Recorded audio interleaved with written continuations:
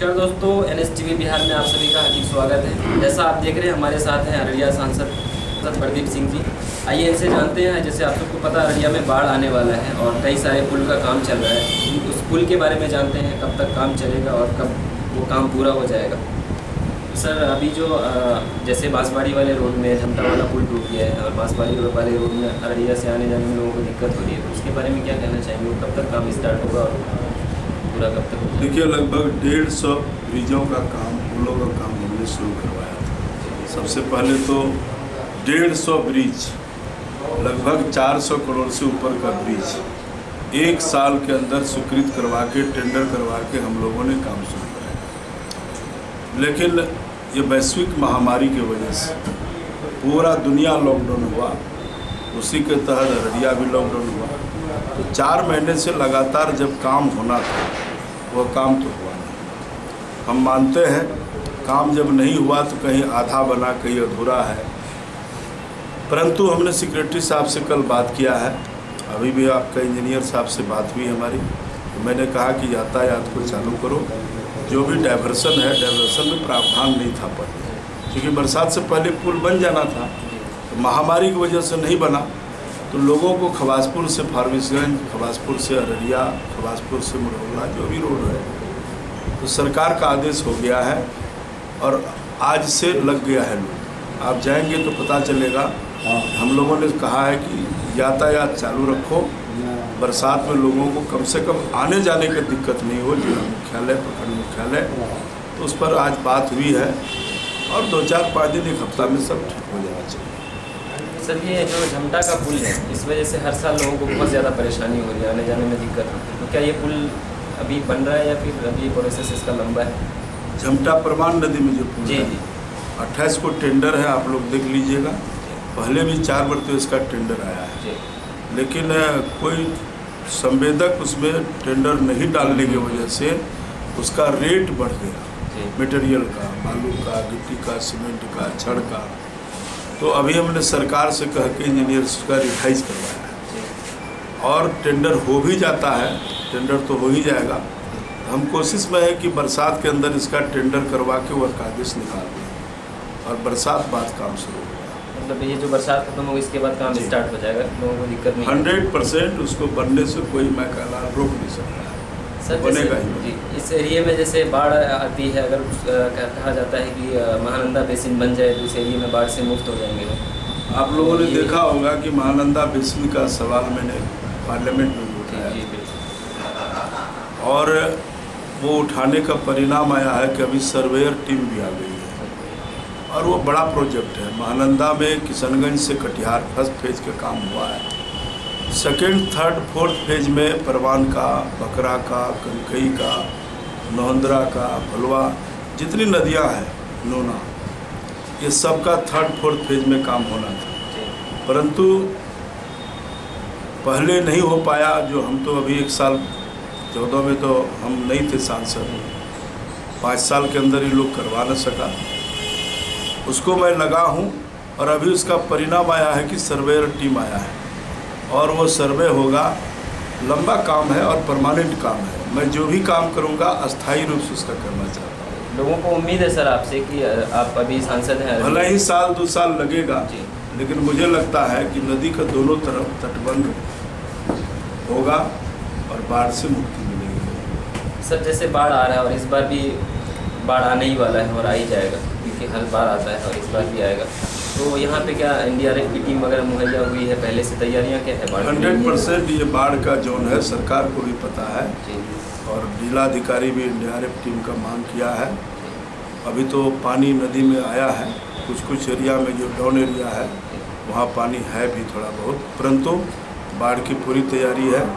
सरकार का भी नज़र है, प्रशासन का भी नज़र है और हम लोग भी देख रहे हैं, समय से सब हो जाएगा। अररिया जिला के लोगों को क्या संदेश देना चाहेंगे बाढ़ को लेकर के? सर, देखिए, बाढ़ तो प्राकृतिक आपदा है। बाढ़ आती ही रहती है, कभी कम कभी बेसी, और ये नेपाल में बारिश होने के कारण बाढ़ आती है। बाढ़ सब लोग झेलते हैं और हम जनप्रतिनिधि होने के नाते इसका स्थायी निदान में लगे हुए भी हैं। तो बाढ़ में सचेत रहना चाहिए, लोगों को सावधान रहना चाहिए और ख़ास करके नदी में, नाला में जहाँ पानी होता है, अपने बाल बच्चों को भी बचाना चाहिए।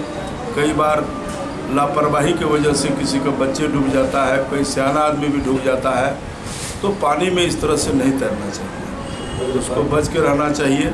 और अभी वज्रपात जो हुआ है, जो तड़का गिरता है, लगभग सैकड़ों लोग बिहार में मरा है और अपने ज़िला में भी 2 लोग शायद मृत्यु हुई है।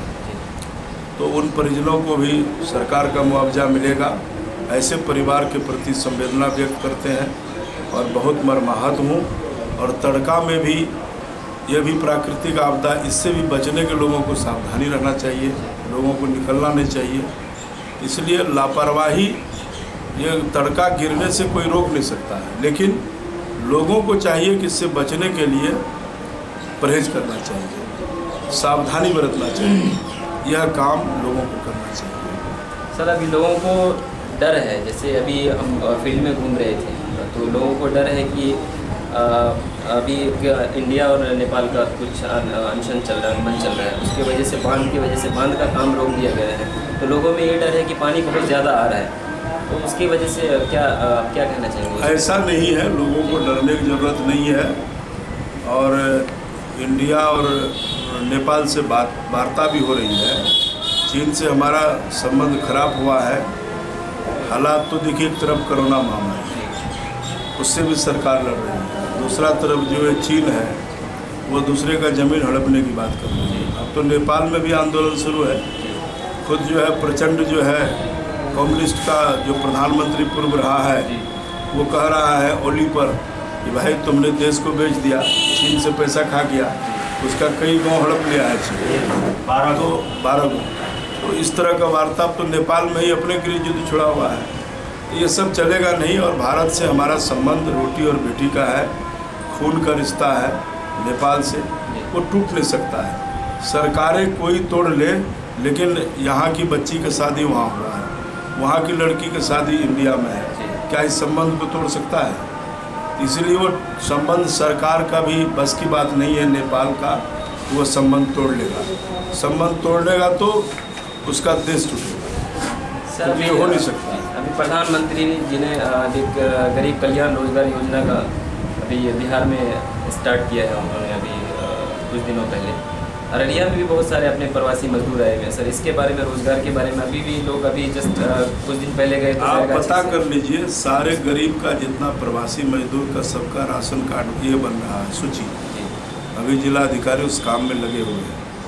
और महामारी में भी लगभग 50,000 प्रवासी जो हमारे मजदूर भाई थे, उनको अररिया जिला से 50,000 मजदूर को हज़ार रुपया गया है। हमने इसका आंकड़ा लिया है, लगभग 50। और अब जो छूटा हुआ वो भी रजिस्ट्रेशन करवा रहा है, जोर शोर से चल रहा है।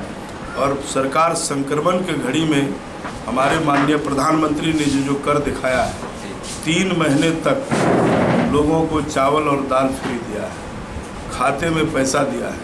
अगर वह खाता नहीं खुलवाता तो आज कैसे महामारी में पैसा मिलता? एक एक गरीब को जनधन खाते में पैसा आया है, 4,000 रुपया नीचा और ऊपर जो है 10,000 रुपया तक एक आदमी का आया है, चाहे वो वृद्धा पेंशन हो, विकलांग पेंशन हो या विधवा पेंशन हो। अग्रिम पैसा आया है, माँ बहनों को गैस सिलेंडर का पैसा आया है। अभी 3 महीना तक था कि चावल दाल फ्री देंगे, लेकिन अब ये बढ़ा करके और 3 महीना कर दिया, यानी सितंबर तक। आप जानिए कि सरकार कितना संवेदनशील सरकार है कि इतना बड़ा महामारी में 6-6 महीना देश को सरकार खिला रहा है और इनकम बंद हो गया। इसीलिए जनता के प्रति हमारे प्रधानमंत्री जी समर्पित भाव से देश का जनता का ख्याल रखा है। भगवान उसको स्वस्थ रखे। और प्रधानमंत्री की वजह से आज चीन में जो हालात है बॉर्डर में, आज बराबरी की बात हो रही है। वहाँ भी 45,000 50,000 सेना भारत लगा दिया है। और नरेंद्र मोदी का डिप्लोमेटिक जो दुनिया से अच्छा संबंध बनाया है, आज वह 1962 वाली भारत नहीं है, चीन भी समझ रहा है।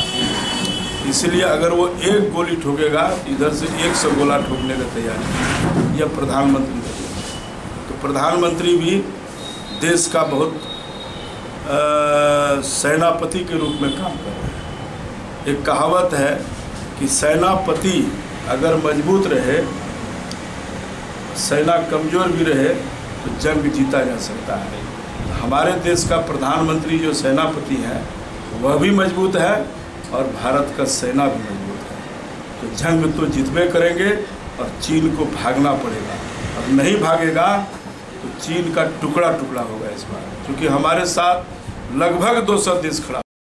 अररिया के सबसे लोकप्रिय रेडियो चैनल NS रेडियो की ओर से मैं आपका दोस्त RJ धीरज आप सभी श्रोताओं का इस कार्यक्रम में बहुत बहुत स्वागत करता हूं। आप हमारे प्रसारण का आनंद ऑनलाइन के माध्यम से प्ले स्टोर द्वारा ऐप को डाउनलोड करके लगातार दिन रात ले सकते हैं। साथ ही साथ अपने यारों दोस्तों को भी कह सकते हैं और सुन सकते हैं गाने, वो भी आपकी पसंद के, ओनली ऑन NS रेडियो।